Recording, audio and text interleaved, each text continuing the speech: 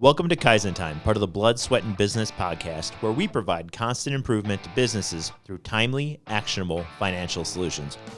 Do you want answers to your financial questions? Email us at bsp@kaizencpas.com. I'm your host, Mark Valesky. Now let's get started. Welcome to another episode of Kaizen Time. I'm joined by Eric Jordan, a partner here at the firm. Eric, you work with a lot of shop owners. We do. That is actually our number one specialty within the firm. You cannot tell by the shirt he is wearing. You probably can't see it, but we even devised a specialty logo for the shop owners that we work with. And so what would you say to those shop owners? What's like 5 things that they should do this year in their shop? Yeah, definitely. It's 2025, new year, opportunity to, again, revisit all the things, right? That's one of the beautiful things about when that new year happens. It inspires us to kind of reflect back and say, hey, what can we work on? What can we change? So first one, number one thing I think I see success. We work with a lot of shops that work with coaching companies, and we think one of the most profound things that they do for those shops to turn them from being really most of the times when we see shops that are operating on their own, they're almost working a job. And to really turn more into a profitable enterprise is working on systems and processes for as many things as possible. So if I step back and I look at a shop who hasn't really gone through organizational coaching, and what we'll see oftentimes is it's a very operate as stuff happens mindset. So it's just kind of reactive. Somebody's coming in. I need this changed. I do that, charge them, they leave. Exactly, right? The phone rings, I answer it. Let's fix your car. Come on in. There's not a set standard procedure of, this is how we'll bring cars in the door. This is how we'll schedule their appointments. When that car shows up for the appointment, this is how we greet, treat, talk to the customer. This is all the things that happen when a car gets pulled in, pulled out, when we're performing X, Y, and Z services. These are the things that we accomplish on every single one. And here are the standards that we operate by. So essentially, by creating systems and processes, it creates this, I don't want to say reliability, but consistency throughout every client experience. Absolutely, right. And if you look at large successful organizations, what do? They do create consistency. They are hyper focused on consistency. I mean, look at McDonald's and everybody's scared to compare themselves to McDonald's because it feels like the cheap product, but it's not the cheap product anymore. Nothing's cheap anymore, right? But their whole model is built on creating this consistency from location to location, right? Mm-hmm. They have the exact, condiment dispenser, grill timer, like all these things are all based on, I want to deliver a consistent experience to everybody that comes into my facility. Mm-hmm. Well, even since the very, very beginning, they had a set menu that was the same, no matter where you went. Yep. Yeah. I mean, if you go back and you watch that movie, the Founder, right? He walks into some and they're trying to sell fried chicken or whatever, and they're trying to do all these different things to appease the local market. And, Ray Kroc walks in and he has a little fit about that. Makes sense. All right. What's something else? Yep. So it's always a good time to review your parts pricing matrix, right? So we're going to look at it and say, hey, did we actually hit our goal for parts gross profit last year? And if not, hey, let's take a look at our parts pricing matrix. Okay. Parts pricing matrix, is a quick reminder, is I buy parts for price X based on that cost of that part is what I mark that part up by. So usually I hate to say this because one of my mantras in everything is to simplify, but parts pricing matrices, the more robust you build them out and the more complexity you can add to them, probably the more successful you can be, because what happens is there are a lot of nuances when it comes to pricing parts, in which, parts that have two different or have similar costs might have variably different markups that are achievable. And the problem is if you allow too many parts to be overridden based on that nuance, right? So, hey, I need to buy a dealer part and I can't get the same markup on a dealer part than I can on an aftermarket part. I would maybe have a separate dealer matrix, because what I don't want to do is make that service advisor make a decision on how to price that part every time I do that, right? It's effectively by installing or further building, even installing a parts pricing matrix to begin with, we're installing a system. Okay. And the more systems and processes we can have, it eliminates human decision, makes us more efficient, and makes things a lot more predictable. Well, a little, I don't want to say case study to that is I went into my shop and they're like, hey, we're going to change this out for you. This part's going bad. They're like, you got two options. We have the dealer option, which is a little bit cheaper, which is weird. That is weird. He said, I want to put this in because the part that the dealer puts in actually rusts out quicker. So this is more expensive. So they explained it out to me. And to me, I'm like, wow, these people actually have an interest in my future for driving this vehicle. And I'm happy to spend the money because now I don't have to have them physically go do it again. Yeah. So, absolutely. And that again, and we've talked about service plenty of times on this podcast.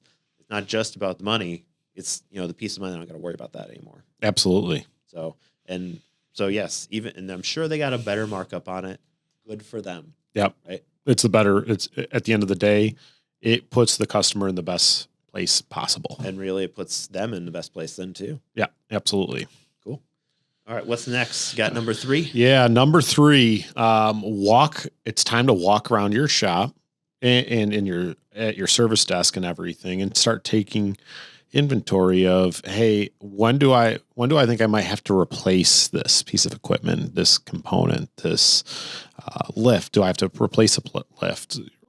So what we're doing is we're creating a capital expenditure plan, right? So if I'm like, hey, this computer's 5 years old, I'm lucky to get the next 12 months on it. I might want to plan to replace that computer this year, and with a lift, that's even more significant.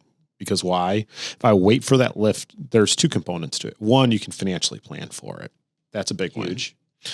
But number 2, there's an operational component to it, right? So if I wait for that lift to break, you're going to be down. Now I'm down a stall. Yep. And supply chain's gotten much better, but there's still a large gap of time from the day that breaks to the day the new lift is getting installed.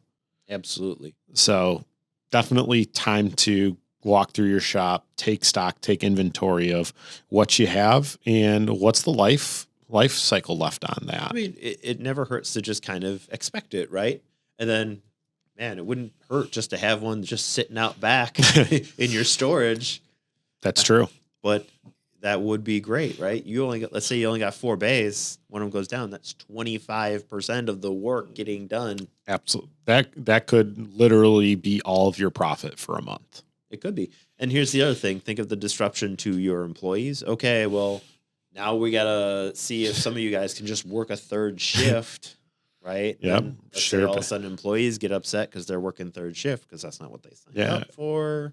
Or you have a supplemental bay and maybe you have a major repair that you had to rip a lot of things apart for, but now all of a sudden that car can't just sit in that open bay that you had because it's not available. It's not available. And then you got to put the car back apart and retake it back apart to complete the repair. And you lose a lot of labor efficiency that way when you have a little bit of slack bays on significant repair jobs, right?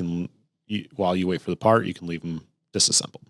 Well, and to kind of just add to this one, this is probably something to do during your kind of slower times. Yep. Just take a look at what you got and maybe ask your techs, be like, hey, is anything not working good? Yep. Even if it's just like a drill that's been kind of, it doesn't hold a charge like it used to. Yeah, totally. It's simple. And I mean, part of the reason we're talking about this now is we are about to enter the slow period for most automotive repair shops. January, February are your down times, and it is definitely a good time to be reviewing all these types of things. Perfect. Number 4. All right. Number 4, it is time to check your labor rate against the market, right? It's time to call up the dealers, call up other independent repair shops that you actually think you compete against. Start seeing what the market's charging for labor rates. And here's what's very important, right? You don't want Mr. Hang a shingle shade tree down the road. You don't care about what he charges for a labor rate, because that customer that ideal fit customer is not going to them. They are going to your facility. So you need to look at your market and say, who runs a comparable shop to what we offer? And that's who I want to bench my labor rate against, or I want to bench my labor rate against the dealer. And frankly, I've said this 100 times on the podcast. In the past, I've heard lots of people say, I got to be just a little bit less than the dealer, or I got to be less than the no, I think it's an independent repair shop that provides excellent customer service and fixes cars right the first time and can actually service all the vehicles in your family, regardless of brand. I think we can charge a premium for our service above the dealer. Like I said, with my story just before, I have gotten better service at my own shop than I've gotten at a dealer, because they are, as you said, taking care of my family. They stay on top of my service. And not just that, but you also don't have a car salesman sitting there over your shoulder trying to sell you a new car. Hey, this one's about ready to get traded in. Yeah, they're monitoring the repair order dollar amounts. Oh, you got a $3,000 repair. Right? Time to trade her in.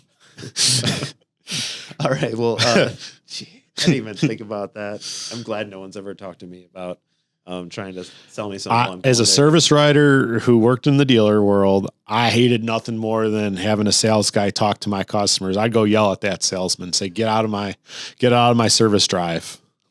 I can't believe that. I shouldn't say I can't believe it. I absolutely can believe it. Yeah. But I couldn't believe if it would happen. I will come find you if they say, I don't want this car anymore. I want a new car. And I'll probably first ask them why. $3,000 is 10 months of $300 a month payments. Mm-hmm. Mm-hmm. Yeah, you should probably just fix your car. Yep. Last thing they should do in 2025. Yeah. This one actually just came off of a recent communication we had with one of our shop owners. New sales tax rates went into effect 1/1, and we were just on a call and brought up, hey, I know a lot of sales tax rates changed with the new year. Have you updated your sales tax rate? And they went their whole first day of operations without adjusting it. Didn't cost them a lot of money, but that was just one day, right? Let's not go through the whole first month of the year and forget to change it. And next thing you know, we're shelling out a couple grand out of our own pockets because we forgot to charge it to our customers. Yep. And that's a basic thing, but it's something that it's like, just like turn on a light switch, right? Yep. Just make sure it's on. Right? Well, and also remember, not everybody changes it only on the first of the year, right? A lot of Illinois is a big one where they do mid-year sales tax rate changes. So always good to stay on top of it and make sure, communicate with your accountant regularly and say, hey, just checking, do you know anything if I'm subscribed to my, my sales tax login online? I should be getting communications as those rates change. Always good time to check in on that and make sure that your rates did or did not change for the year. Perfect. So quick recap. Number 1, systems and processes. 2, parts price matrix. Parts pricing matrix. We love that thing. 3, walk around the shop and look for anything that may need to get replaced in the near future or even long future. Just keep an eye on it. Capital expenditure plan. Yep. Number 4, check the labor rate with your competition. That doesn't mean all your competition, the competition that you want to be competing with. Exactly. And I do just want to add a little something to that, which is this could also be the competition that you want to be competing with in the future. Aspirational. Yes. Correct. So not only where you are, but where you want to be. And then finally, just make sure that sales tax is correct, because that sounds like it could really basic thing, but it came up already. And just want to make sure, hey, I reiterate and share that. All right. Appreciate it. Thank you very much, Eric. You've been listening to Kaizen Time, part of the Blood, Sweat, and Business podcast. If you like what you heard, subscribe and leave a 5-star review. This podcast has been brought to you by Kaizen CPAs Plus Advisors, providing advisory and accounting services to help you grow your business. Learn more at kaizencpas.com or email us at bsb@kaizencpas.com.